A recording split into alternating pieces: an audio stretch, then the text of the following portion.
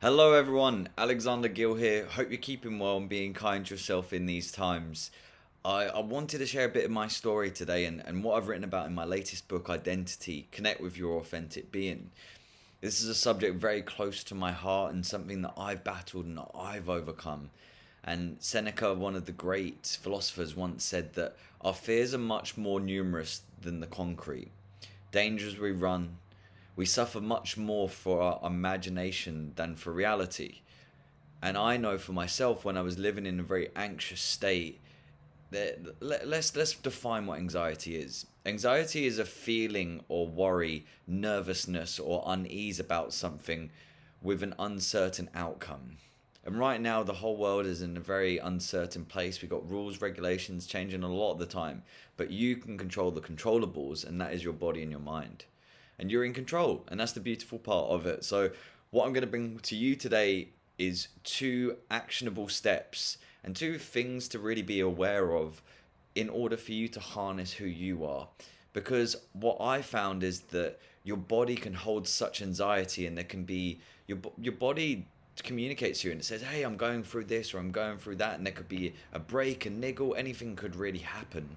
So it's being conscious of this, but also being kind to yourself. And if you're using substances to suppress your emotions from alcohol and drugs and these types of things, know that those do not add to your level of health.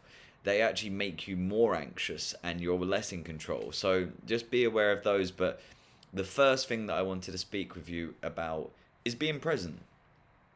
Being present is the only constant. This moment right now that you're watching this, you are present in this very moment. And so in order to be present, because half of our time our mind is wandering, you have to use techniques or principles. And what I've used is the fish technique. And so the letters FSSH. So what am I feeling? What am I sensing? What am I seeing? And what am I hearing? And you can do this with a number of different things, so like 10 for each.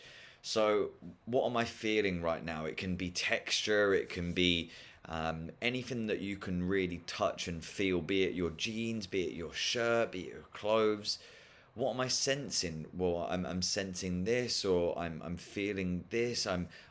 What is that sense? What am I seeing? This is one of my favorites because you can name, it could be something like right now, you could be looking at the post-it notes or you could be looking at this. Just naming what those are. And then lastly, what are you hearing? So I'm hearing the birds, or I'm hearing cars, or I'm hearing any of these. And what it does is it really helps you to just take control, and you are in control. And so just as a fish is hooked on a hook, and we spoke about this in the thoughts video, you can unhook. And so unhooking is being present, it is being now, right now. And this was one technique of many different things of just how you can battle that anxiety and that fear of the future, because in actuality it hasn't happened. So really living in the present moment is the best time to be. And so secondly, it's your thoughts. Thoughts are huge, but when you're not in control of your thoughts, it can be very detrimental. And I know for myself, when I was getting very anxious, I was running away with these thoughts, and they were just taking me to a different place, which wasn't even reality because they hadn't come about, right? But what it didn't do was it didn't help. So what I did is I started to use these principles and these ideas of tools that I can use that I've written about in just to take harness of the present moment. And simple thought technique is the thanking approach. So say a thought comes in, thank you for that thought, I'm not going to listen to you. It can be something as detrimental as comparing. So you're such an idiot. Thank you for that thought, I'm not going to listen to you. You're not worthy. Thank you for that thought, I'm not going to listen to you. Anything that could be a negative thought, just thank it for coming in. Or there's another way that you can put on a silly voice, and you actually start to change the way that you listen, because you aren't the one speaking in your mind, but you are the one listening. And so when you realize that you're the one listening, you're the one in control, but your thoughts are influenced by your input, your association, your environment. So if your input is just drama and killer documentaries and all of these types of things, what do you think your reality is going to be?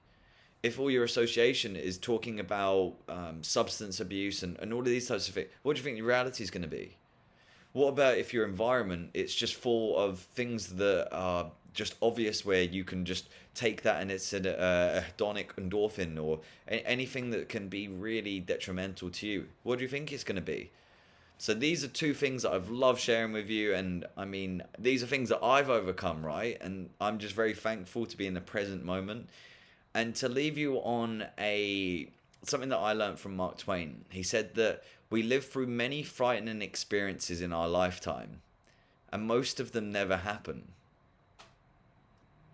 So bite on that because, yeah, we can often get so caught up. And I hope you're being kind to yourself because if you are being critical to yourself, you need to work on that self compassion. So I've had a great time sharing. I hope this brought value to you and have a great day.